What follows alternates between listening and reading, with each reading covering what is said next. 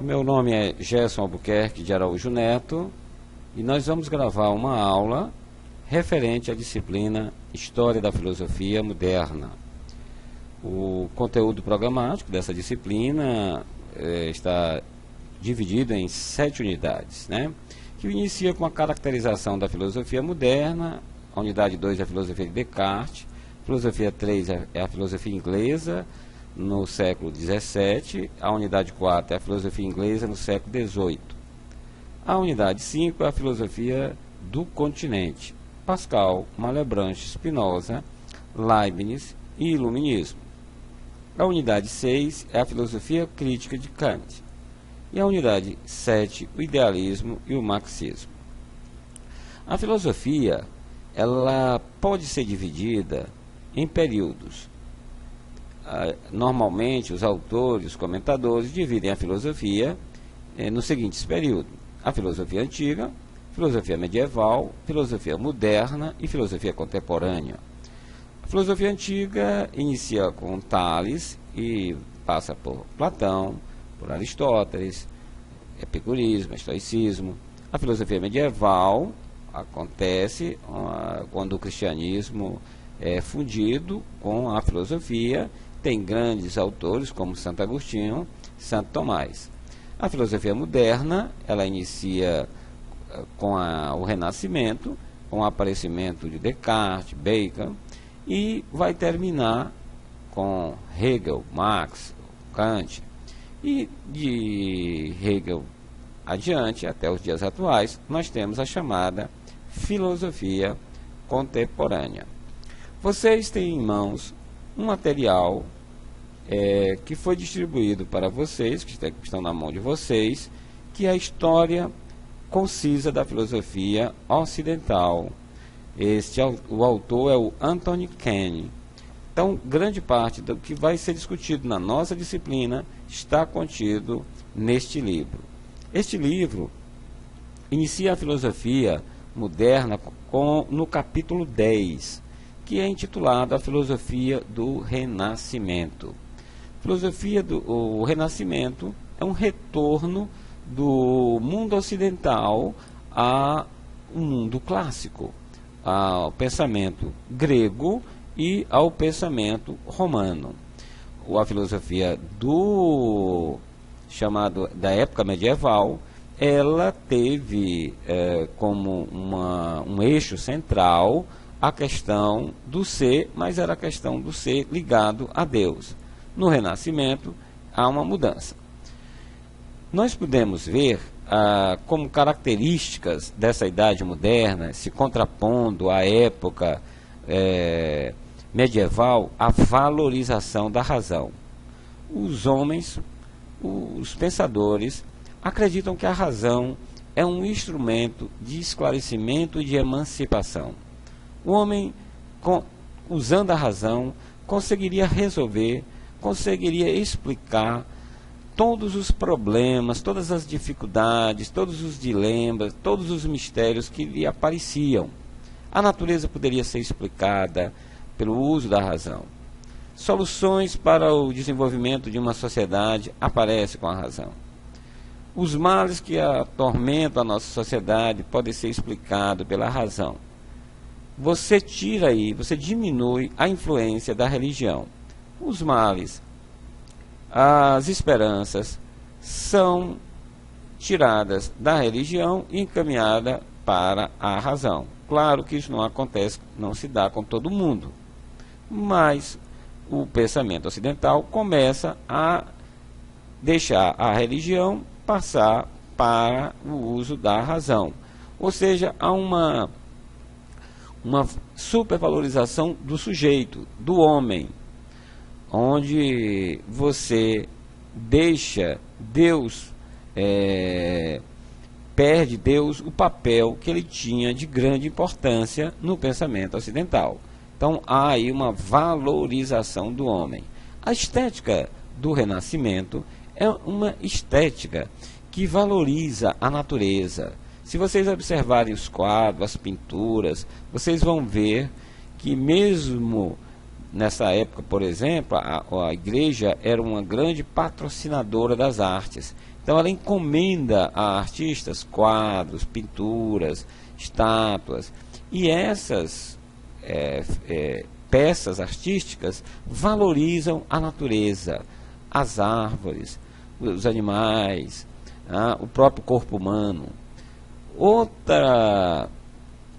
Outro ponto importante da época moderna é o surgimento e o fortalecimento das cidades. Na época medieval, as cidades perderam importância. Você não tinha grandes cidades. Havia a maioria das pessoas vivendo na zona rural. Havia os feudos. Mas começam as pessoas a se aglomerarem em algumas cidades, são os burgos.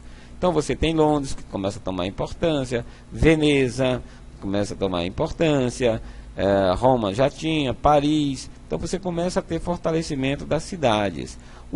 A vida em cidade é diferente da vida no campo. A vida na cidade há um aglomerado de pessoas, você precisa de comércio, você precisa de um Estado que regule as relações entre as pessoas, e aí aparece o surgimento da chamada burguesia. Na época medieval, as pessoas importantes eram as autoridades eclesiásticas e eram também os donos de terra, os grandes proprietários, que passavam terra de uma geração para outra. Então o sobrenome era importante. Na época da moderna, aparece uma nova classe, que são os comerciantes, que começam a vender produtos e acumular riqueza. Eles, no primeiro momento, não têm uma importância, não são reconhecidos pelas autoridades políticas. Por isso que eles começam a patrocinar, de certa forma, algumas revoluções, como a Revolução Francesa. Há também aí, na época moderna, fortalecimento das monarquias nacionais. Você não tinha estados fortes na época medieval. Agora, na época moderna, você começa a ter vários estados fortes, a posição dos reis absolutistas.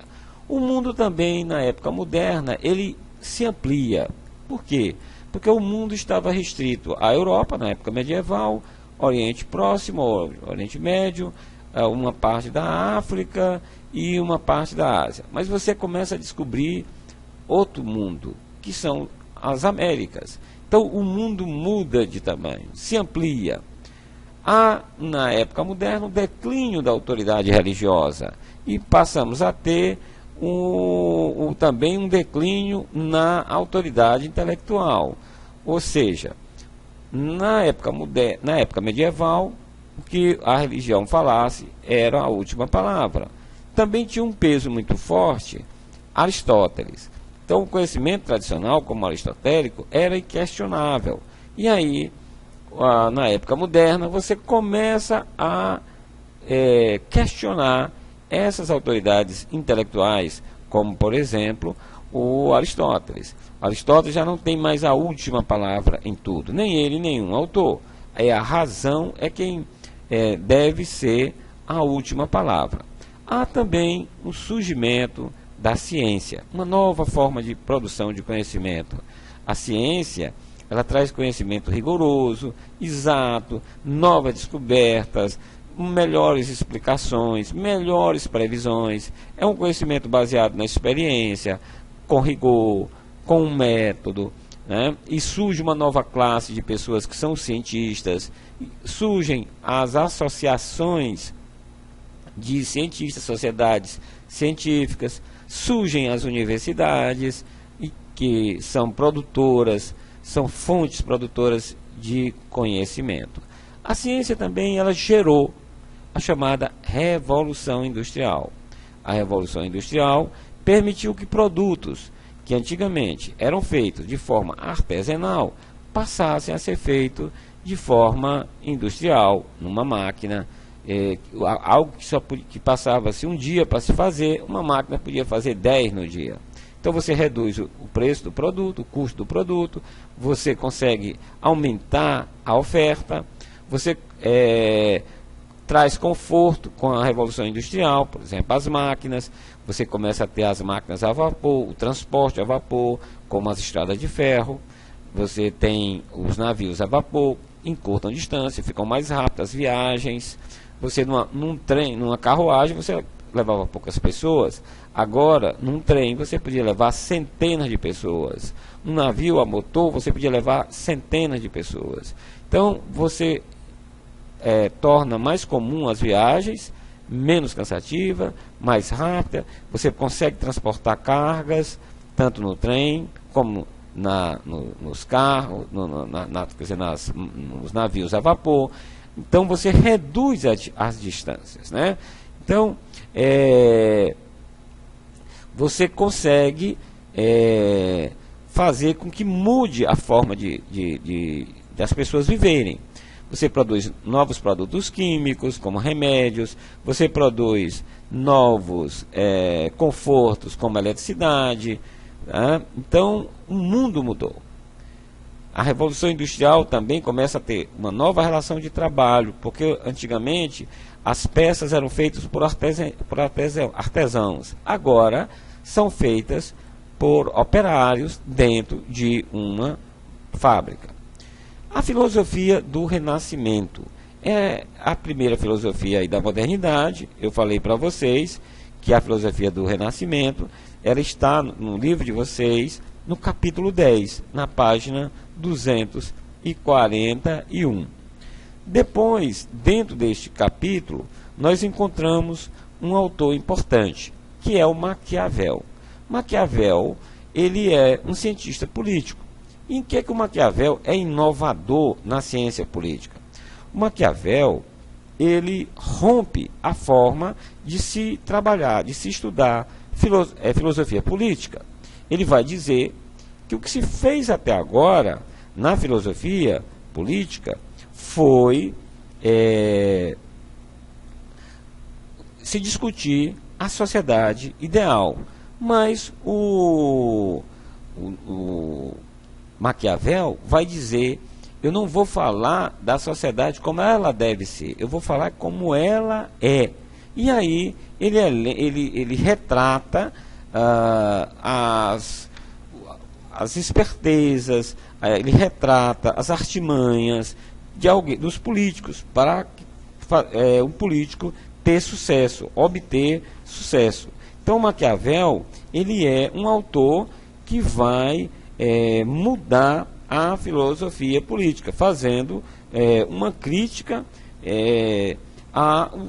o que Platão faz na República, o que que foi discutido até ele, né, até ele. Se vocês encontrarem no livro de vocês, na página 249, olha o que o Anthony Kenyon, o autor do nosso livro, diz sobre o principal livro do Maquiavel, chamado O Príncipe.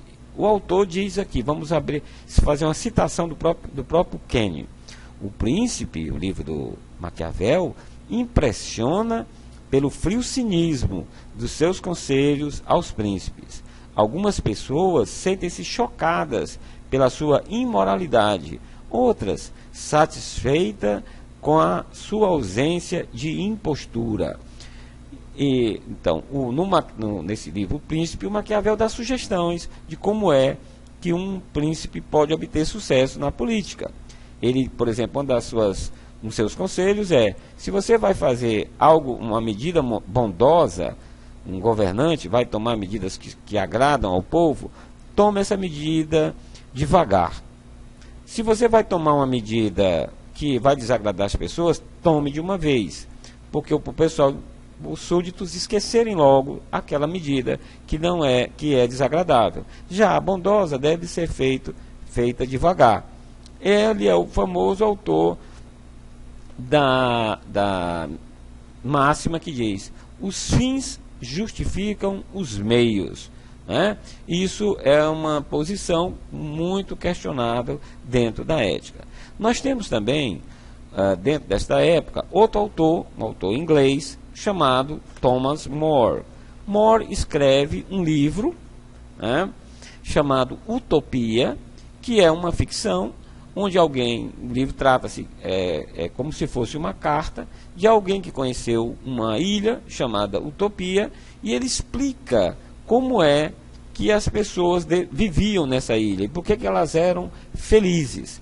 ele coloca aí uma sociedade ideal, ele explica como é que essa sociedade se organiza e vai dizer, olha, a cidade deve ter no máximo tantos habitantes, como é que as pessoas como é que devem ser distribuídas as funções sociais, os trabalhos das pessoas daquela ilha.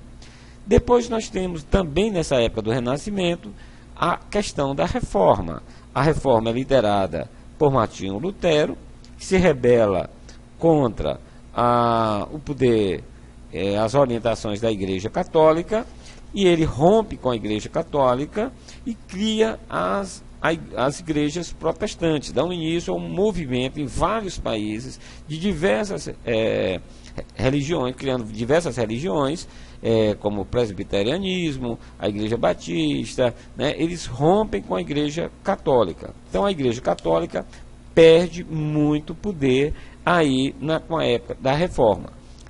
A Reforma, ela está no espírito dessa época da modernidade, porque um dos questionamentos que a Reforma faz, os protestantes fazem, eu não preciso de nenhum intermediário para ter contato com Deus. Por exemplo, eu não preciso de um padre.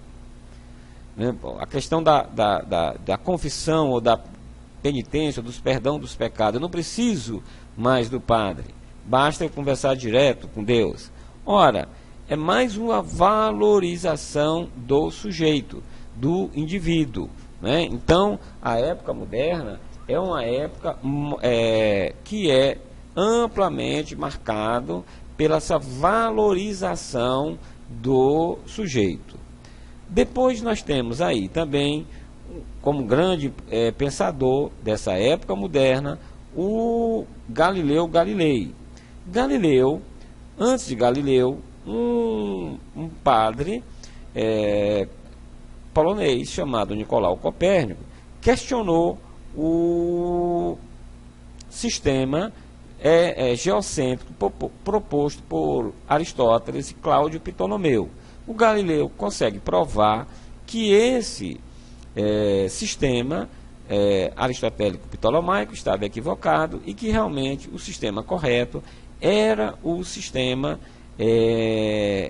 heliocêntrico, ou seja, a Terra que gira ao redor do Sol. Também um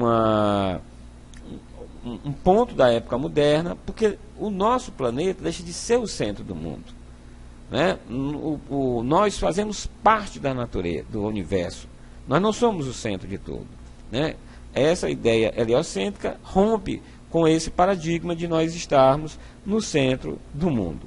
Outro autor aí também, o Galileu também, ele propõe, né, que a ciência ela seja produzida através do experimento. Não existe ciência, não existe o conhecimento certo, o conhecimento falível é aquele conhecimento que é construído com o uso do experimento.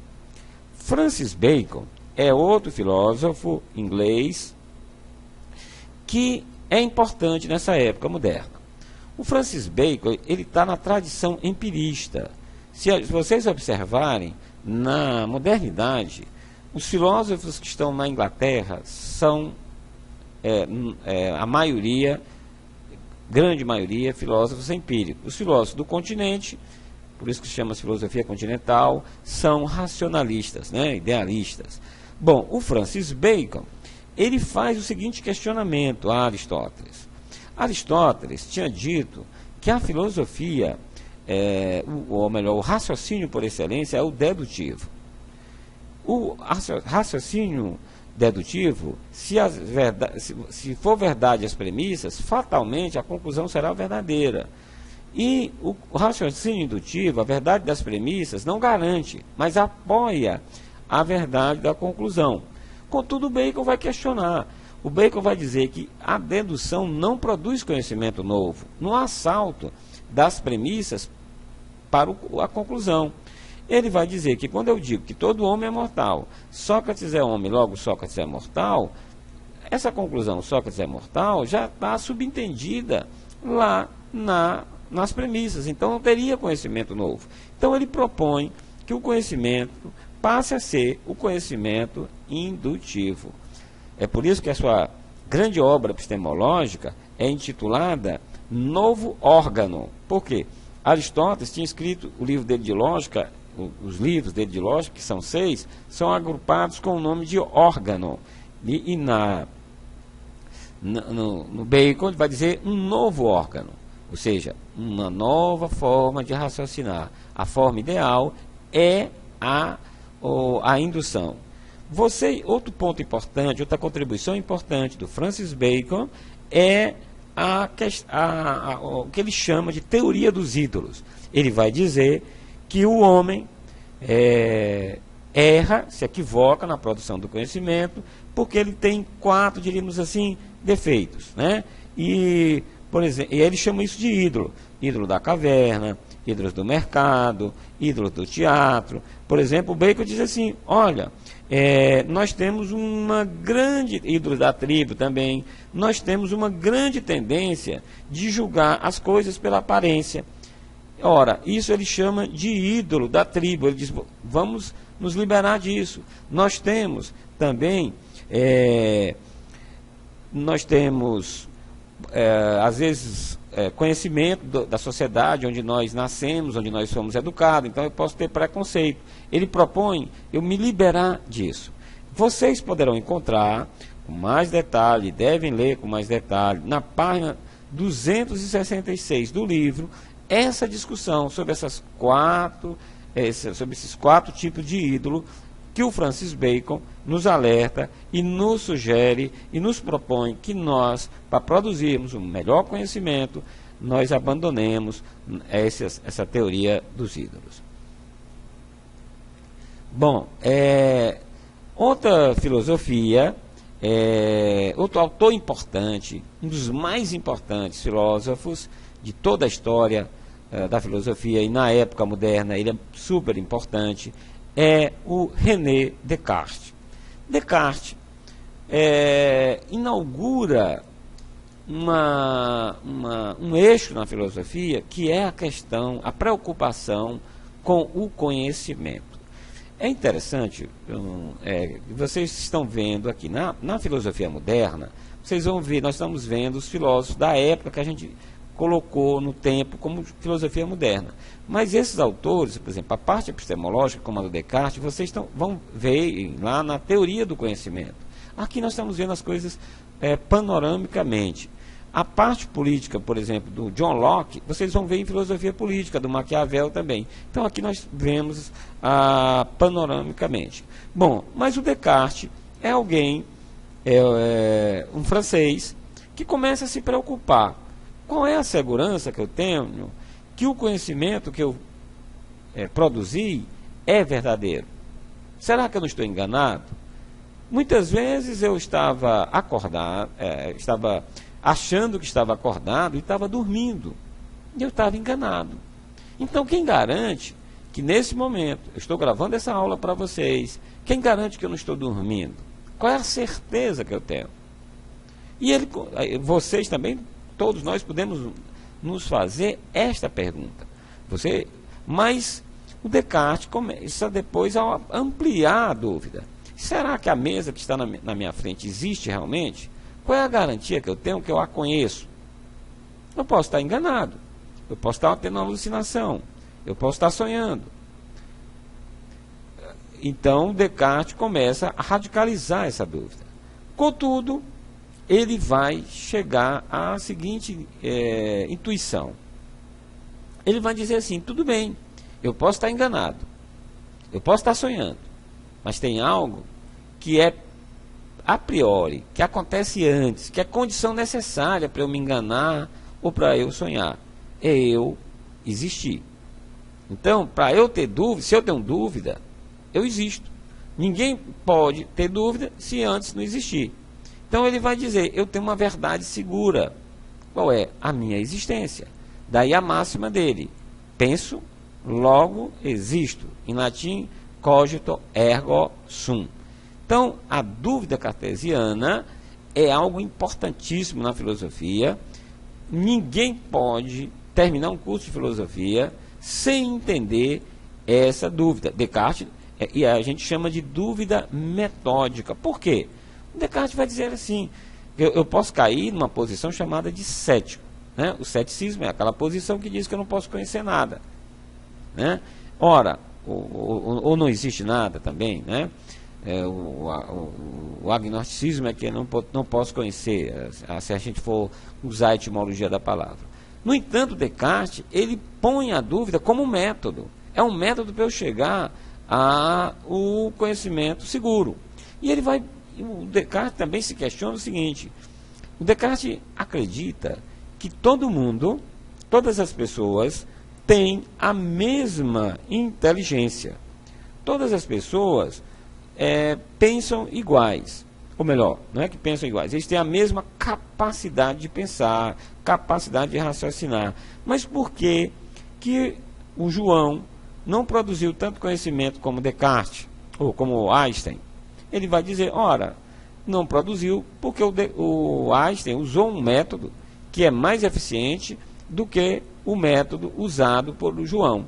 Então ele vai propor que você poderá ter sucesso no conhecimento, na produção de conhecimento, se você usar um método. Por isso que hoje, toda ciência utiliza-se de método. Ele vai dizer que esse método ele tem 4 passos, né?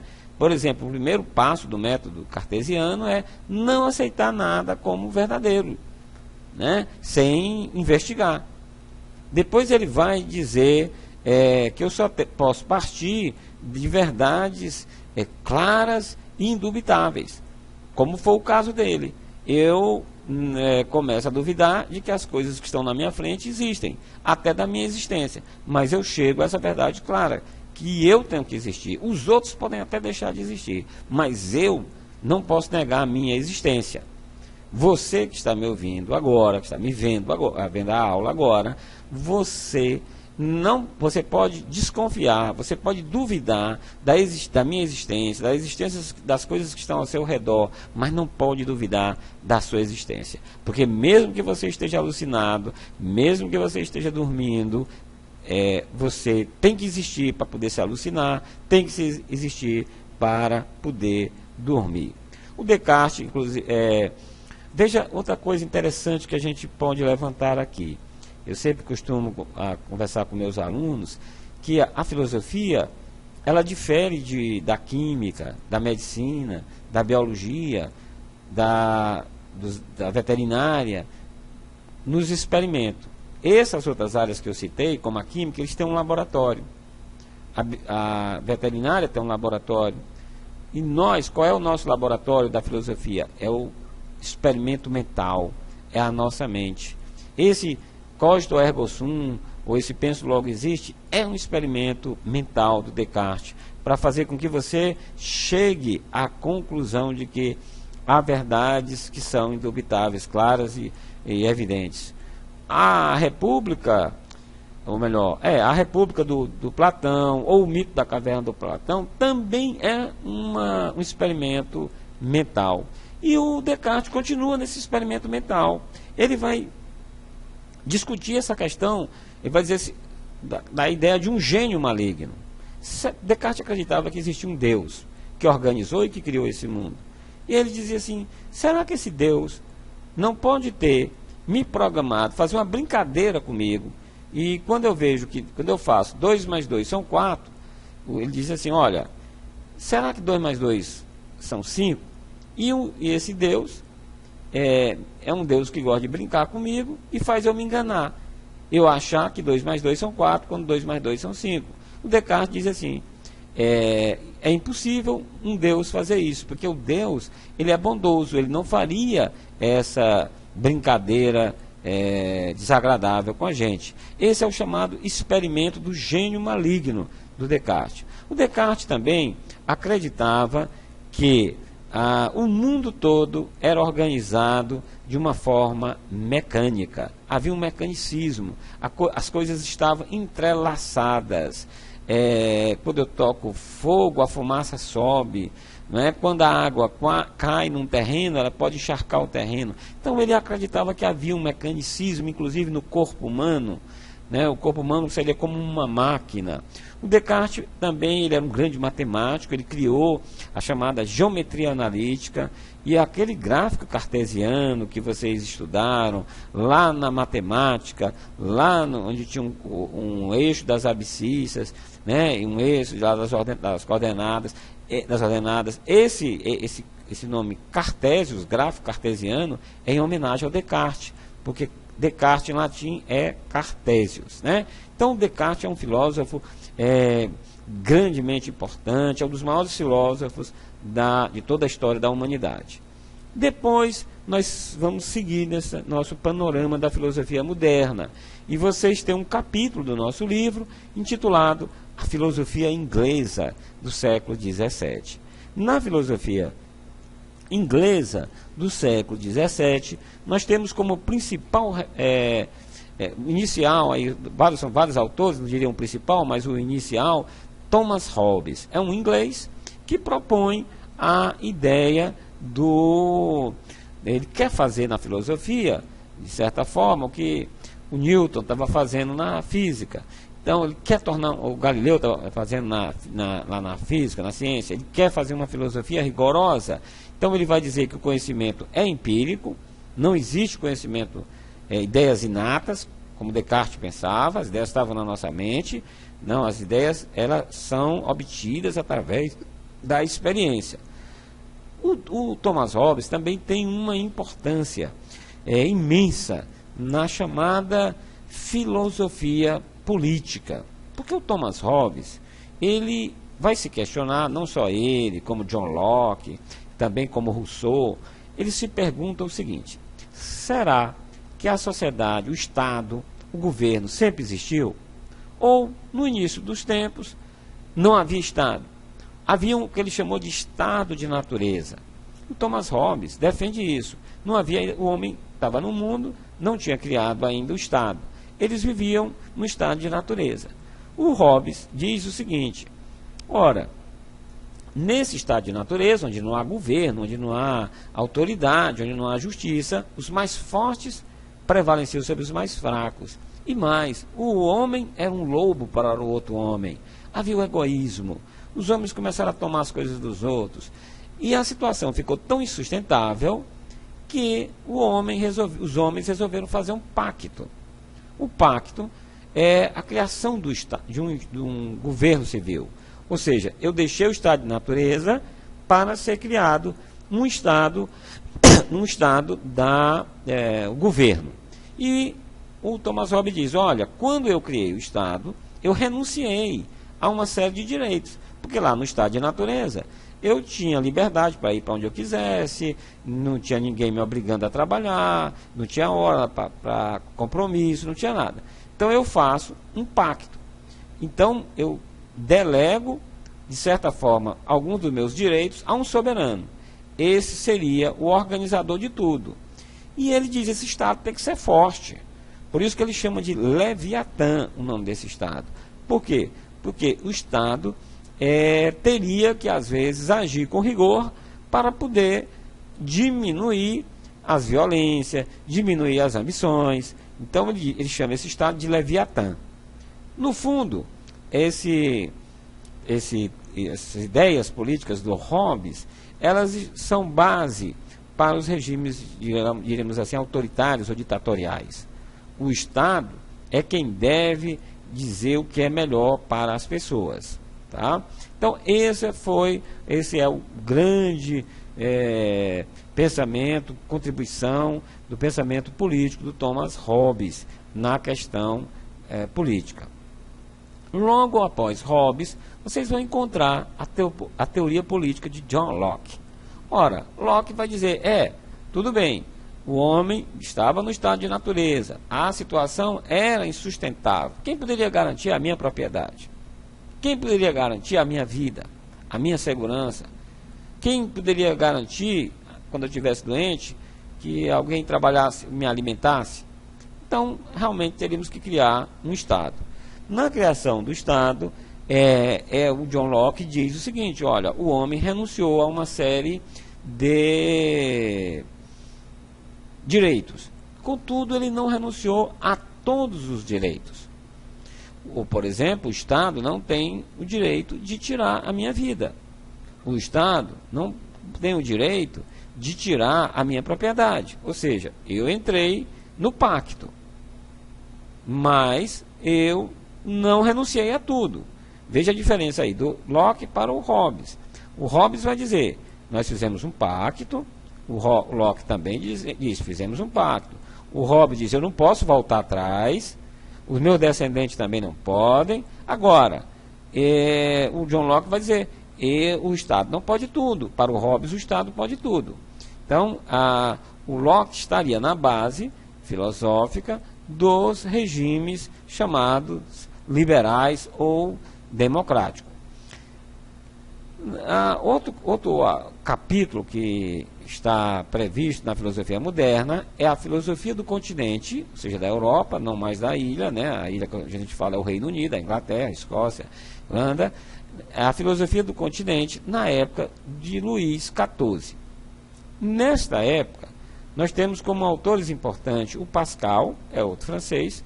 O Pascal faz uma série de questionamentos ao racionalismo cartesiano. Ele acha que a razão não é suficiente para dar conta de tudo, né? Acha que o racionalismo está exagerando, né?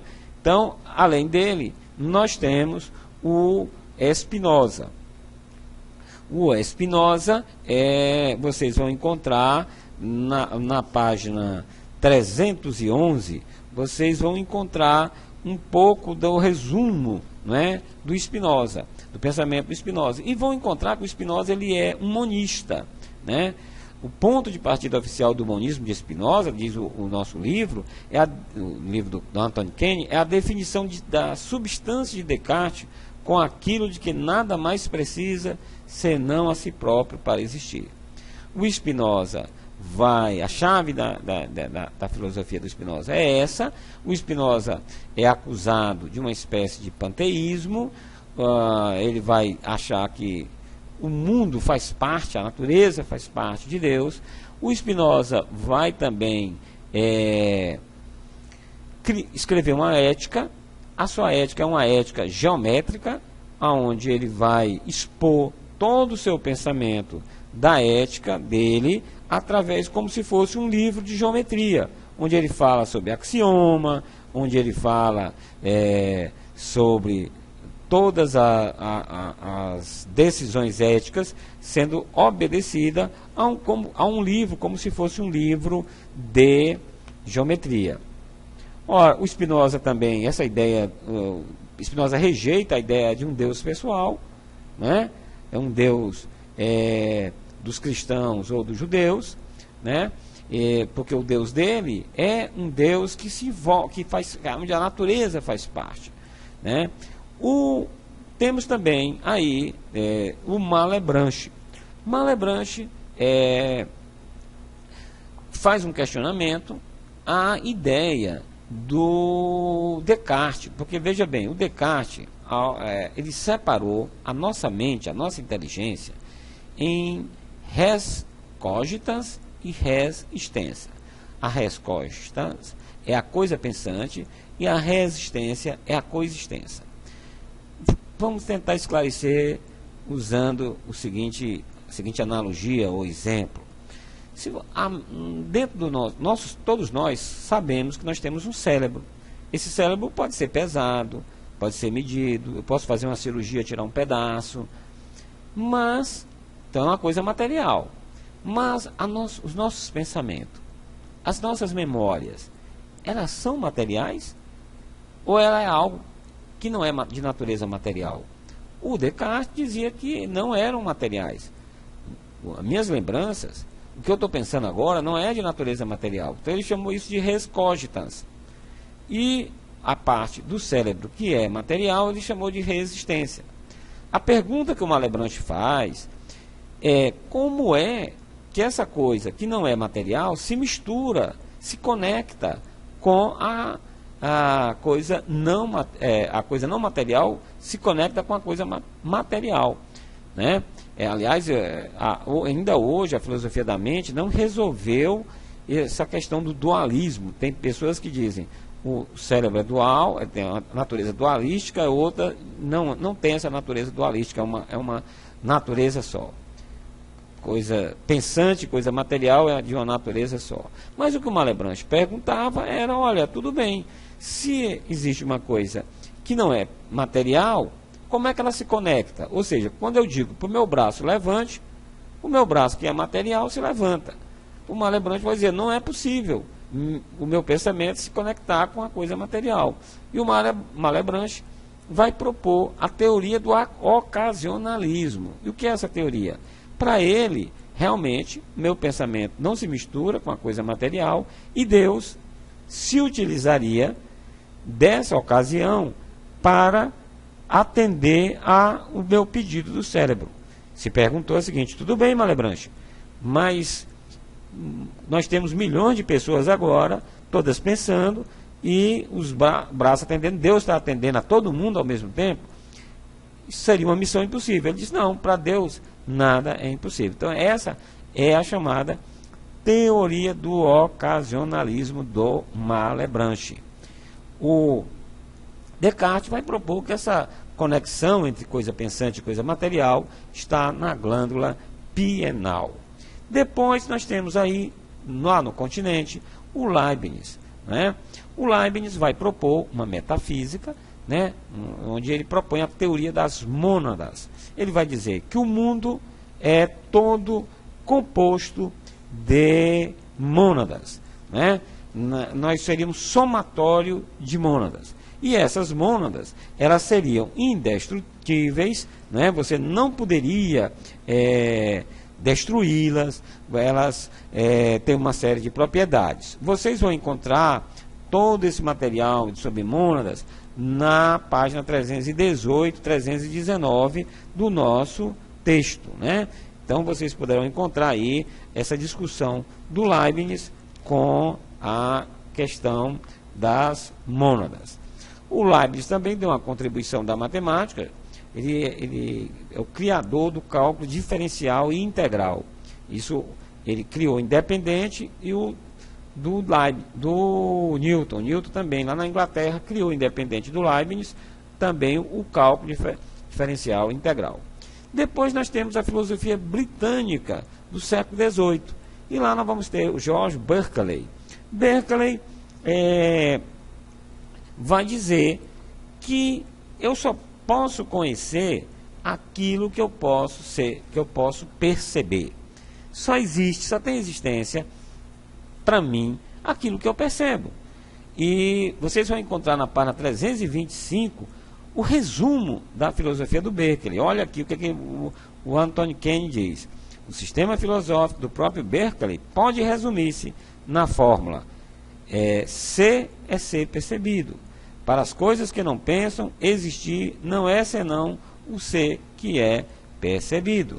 Então, é essa grande contribuição do George Berkeley. Depois, aí, nessa época, nós temos outro grande filósofo, que é o David Hume. O David Hume, vocês começam a ver o pensamento dele na página 329, 330, onde vocês vão ver as discussões que o Hume faz. Mas uma das discussões mais importantes no pensamento do Hume é a questão da causalidade. Né? O Hume vai dizer que a gente costuma ver relações onde não existem. Por exemplo, se eu tenho uma bola e chuto a bola, então aquela bola entrou em movimento por causa do meu pé. Mas o Hume vai dizer, aonde é que está essa conexão? De onde foi que nós tiramos? Quem garante que foi o meu pé que fez a bola girar? Na realidade, nós não temos uma certeza, nós não temos algo que prove que realmente foi meu pé que fez a bola entrar em movimento. Nós fazemos isso por força do hábito. Sempre funcionou. Né? A relação de causa que nós usamos nos lugares, normalmente são assim. É a força do hábito, né? Então, o Hume, por isso que alguns chegam a dizer assim, olha, o Hume é uma espécie de cético. Isso é duvidoso, o Hume não é, eu diria que o Hume não é um cético. Mas ele questiona essas inferências que a gente costumeiramente faz no conhecimento. Ele faz um questionamento seríssimo sobre a questão da indução. Vai dizer que não existe fundamento, não existe nenhum fundamento filosófico para a indução. Mas por que nós fazemos indução? Ah, por força do hábito. É quase que uma resposta, eu diria, que é irracional. O Popper vai dizer isso. É uma resposta irracional. Ele vai dizer que sucessão, continuidade, que a gente observa nos fenômenos, não estão lá. Ou melhor, não temos nenhuma prova para dizer que estão lá no fenômeno. A gente acaba colocando no fenômeno. Bom, nós temos, depois desse, o chamado movimento iluminista. O iluminismo é um movimento que tenta colocar a razão como o centro de todas as nossas ações, da resolução dos nossos problemas, de esclarecer algo que está obscuro para nós. Não há nada que a razão não possa dar conta. É um movimento que tem uma crença no papel da razão, né? É uma espécie de emancipação do homem usando a razão. Seria uma maioridade do pensamento, né? Não foi por pouco que chegou lá. Depois chega ao positivismo, né? O iluminismo é essa crença na razão. Vocês vão encontrar no texto da nossa disciplina o papel do Montesquieu, o papel do Voltaire. O Montesquieu vai dizer assim: olha, a sociedade precisa estar estruturada, o sistema político precisa estar estruturado. E ele propõe a teoria dos três poderes: poder executivo, poder legislativo e poder judiciário. É uma solução racional para o funcionamento do sistema político. É para que o sistema político funcione com eficiência. Não seja um sistema deturpado ou deformado que não consiga funcionar. Essa é a proposta do Montesquieu. Nessa época também tem outro filósofo, o Rousseau. Jean-Jacques Rousseau discute por que há desigualdade entre os homens. Onde é que está a origem da desigualdade? E ele vai dizendo assim: olha, houve o estado de natureza. E nesse estado de natureza, o homem vivia bem e acabou criando o Estado civil. O Rousseau vai dizer a famosa máxima: o homem nasce bom e a sociedade, o sistema é que o corrompem. Então o Rousseau tem uma ideia otimista do homem. O Rousseau fica impressionado com as notícias que ele recebe do bom selvagem, dos índios que ele recebe, as notícias que ele recebe dos índios que foram descobertos aqui na América, que os europeus encontram pessoas que viviam primitivamente, né? Bom, depois nós temos outro filósofo muito importante dessa época, que é o Kant. Kant vai dizer assim: olha, o Hume me acordou de um sonho dogmático. O conhecimento precisa ser refletido. Então, o Kant vai tentar estudar uma saída. Porque o Kant diz assim: por que existem conhecimentos? Gente que defende o conhecimento empírico, outros defendem o conhecimento racional ou idealista. O Kant vai dizer que a razão ela tem limites. Nós não podemos chegar a conhecer tudo. Ele vai dizer que nós temos, diante de um determinado objeto, nós temos o fenômeno e temos o númeno. O fenômeno é aquilo que eu posso chegar. Já o númeno eu não posso alcançar. Então vai ter algo lá no objeto que eu não tenho acesso. O Kant vai dizer também, vai fazer um estudo das categorias, da forma como eu obtenho o conhecimento, e vai dizer que nós temos duas intuições a priori, que é a ideia de tempo e de espaço. Eu não posso trabalhar, entender, conhecer nada fora do espaço, fora do tempo também. Eu posso pensar espaço sem coisas, mas não posso pensar coisas fora do espaço. Então, todos nós diante do fenômeno, nós temos algo que é da nossa, ligado ao sujeito, da nossa subjetividade. Aí, o conceito de tempo, o conceito de espaço. Mas eu faço uma fusão. Por quê? Porque eu tenho coisas que estão lá no próprio objeto. Então, eu vou usar essa palavra fusão entre aspas, porque muitas pessoas, alguns autores costumam criticar se Kant fez essa fusão entre racionalismo e idealismo. O Kant faz um estudo dos juízos. Ele vai dizer que nós temos juízos a priori, temos juízos a posteriori, temos juízos analíticos, temos juízos sintéticos. Juízos analíticos são aqueles que analíticos são aqueles que o predicado está contido no sujeito. Os juízos sintéticos, o predicado não está contido. Por exemplo, todo triângulo tem 3 ângulos, esse predicado 3 ângulos está contido no sujeito do triângulo. Mas a cadeira é verde, esse predicado verde não está contido no sujeito cadeira. A cadeira podia ser vermelha, podia ser azul, né? Então, para ele, Kant, o conhecimento humano resulta da operação combinada dos sentidos e do entendimento, né? E o Kant também se preocupa com a questão da moral. Ele vai dizer o seguinte, como é que eu devo... Existe um princípio racional para a ética. Ele vai dizer que existe o chamado imperativo kantiano, né? O imperativo kantiano, ele é uma máxima que diz o seguinte: olha, eu devo agir numa situação, eu devo agir como eu espero que todos, diante daquela determinada situação, usasse ou agisse daquela forma, daquela mesma forma. Na página 375 do livro, no último parágrafo, está escrito aqui: Kant oferece uma formulação complementar do imperativo categórico. Age de tal modo que trates sempre a humanidade, quer seja na tua pessoa, quer na dos outros. Nunca unicamente como meios, mas sempre como ao mesmo tempo como fim.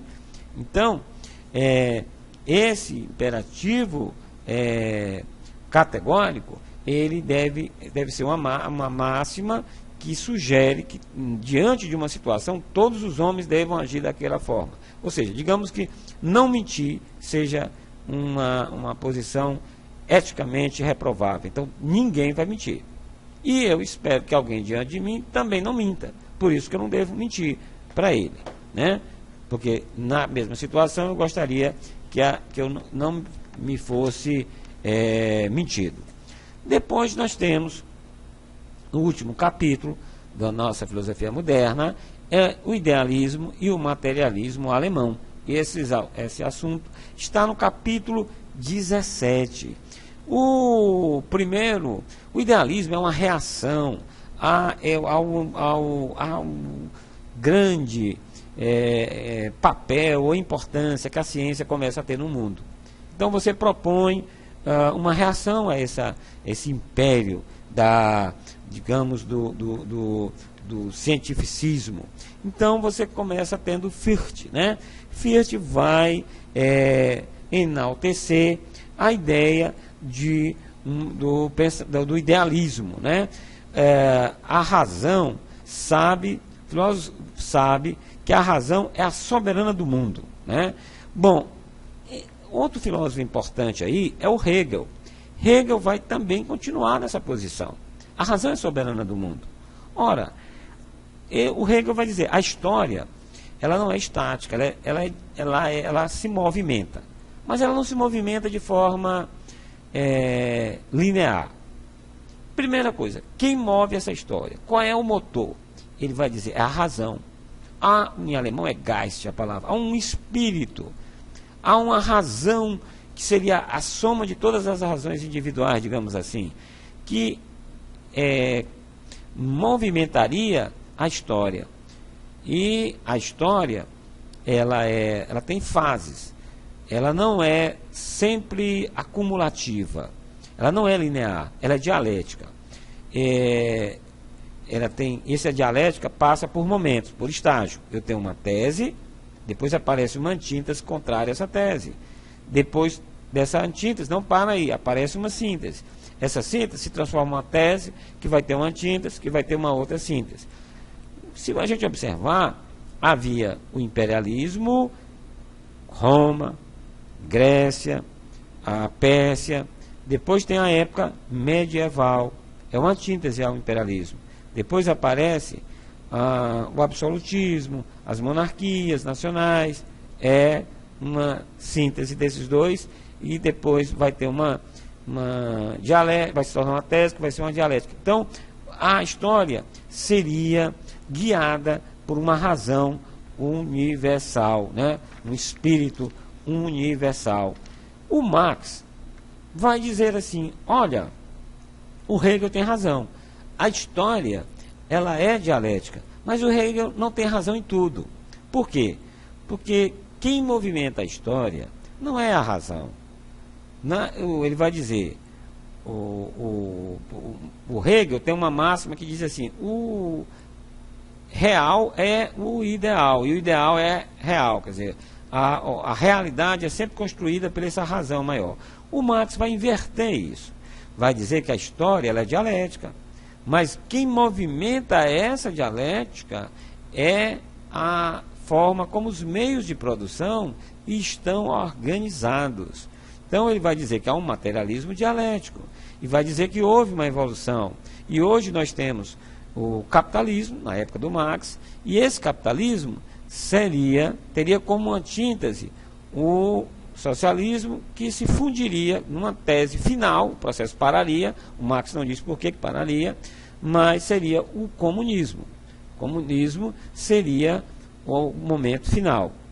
A teoria do Marx é controversa, vocês veem isso lá na filosofia política, e vocês veem que o capitalismo tem se reformado, tem evoluído, já não é do jeito que era na época do Marx, né?